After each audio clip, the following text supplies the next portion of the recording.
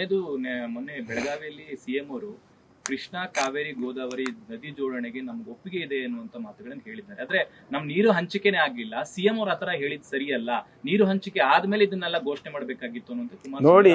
ಘೋಷಣೆ ಯಾರು ಮಾಡಿಲ್ಲ, ಇದೇ ಪ್ರಸ್ತಾಪ ಚರ್ಚೆ ಮಾಡಿದ್ದಾರೆ ಅಂತ ಹೇಳಿದ್ರು CR ಪಾಟೀಲ್ ಸಾಹೇಬ್ರ ಜೊತೆ. ಅದಕ್ಕೆ ಯಾಕೆ ಇವರು ಇದು ನದಿ ಜೋಡಣೆ ಅಷ್ಟು ಸುಲಭದ ಕೆಲಸ ಹೇಳಿ?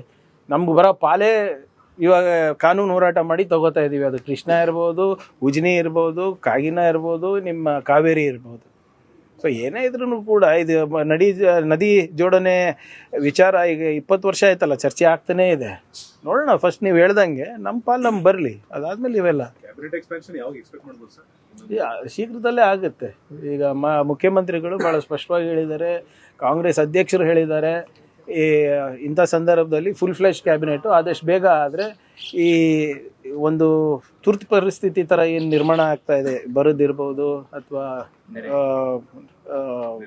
ನೆರೆದಿರ್ಬೋದು, ಸೊ ಒಂದು ಫುಲ್ ಫ್ಲೆಶ್ ಕ್ಯಾಬಿನೆಟ್ ಇದ್ದರೆ ಎಲ್ಲರಿಗೂ ಜವಾಬ್ದಾರಿ ಕೊಟ್ಟು ಬೇಗ ಒಂದು ಎಲ್ಲರಿಗೂ ಪರಿಹಾರ ಕೊಡ್ಬೋದು ಅಂತ ಇದೆ. So that is very clear. ಆಷಾಢಕ್ಕೆ ಮುಂಚೆ ಆಗ್ಬಿಡುತ್ತಾ ಅಂತ ಅಧಿಕಾರ ಇಲ್ಲ, ನಾನ್ ನಂಬಲ್ಲ. ಆದ್ರೆ ಅಧಿಕಾರ ಕೊಡ್ಬೇಕಾದ್ರೆ ತಗೋಬೇಕಾದ್ರೆ ಯಾರು ನೋಡ್ತಾರೆ ಅದು? ಬಟ್ ಇದಕ್ಕೆ ಸಂಬಂಧ ಇಲ್ಲ. ನಮ್ಮ ಜವಾಬ್ದಾರಿ ನಮ್ಮ ಜನರಿಗೆ ನೋಡ್ಕೊಳೋದು, ಆಯ್ತಾ? And it has nothing to do with ನೀವು ಹೇಳ್ದಂಗೆ ಆಷಾಢ ಇರ್ಬೋದು, ರಾಹುಕಾಲ ಇರ್ಬೋದು, ಯಾರ್ಯಾರ ಭಕ್ತಿ ಮತ್ತು ಯಾರ್ಯಾರ ನಂಬಿಕೆ ಅವ್ರಿಗೆ ಇರ್ತದೆ. But it should not affect governance ಅಲ್ಲ.